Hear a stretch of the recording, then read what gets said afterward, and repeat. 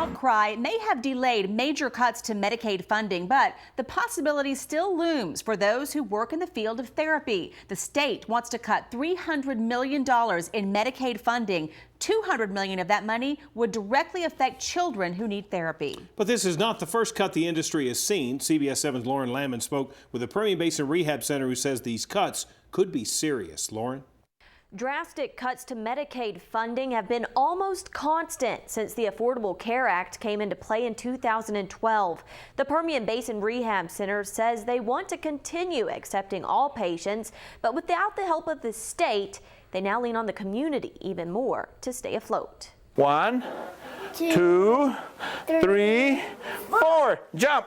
Each year, hundreds of young patients make their way to the Permian Basin Rehab Center for a chance to grow and learn everyday life skills. Let's do it again. But now with the legislature looking to make major cuts to Medicaid funding, the future looks a little scary. What ended up happening is they came up with about $200 million of that $300 million in cuts, specifically targeted at therapy services. Wade Keeler, the executive director of the Permian Basin Rehab Center, says almost half of their patients rely on Medicaid for reimbursements of their services. Without the state's help, that means community donations will be needed more than ever to make sure every child needing therapy is helped.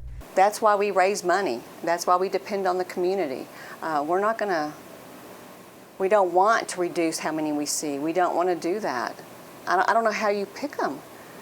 The initial cut was supposed to take place on September 1st, but the state has delayed the process and will look again at other options. They will cut. I've lived through this twice already. They'll make it happen somehow. They'll start denying children with autism, or they'll start reducing the amount of visits. So they'll do it somehow. They've got to absorb that $200 million or $300 million somehow. Just with this revision, Kathy Holman says she hopes they won't target the therapy program hundreds of children need here in the Permian Basin. Although the Medicaid cuts have been put off for now, they aren't off the table. As of right now, there is no time frame as to when we could see the changes. In the studio, I'm Lauren Landman, CBS 7 News.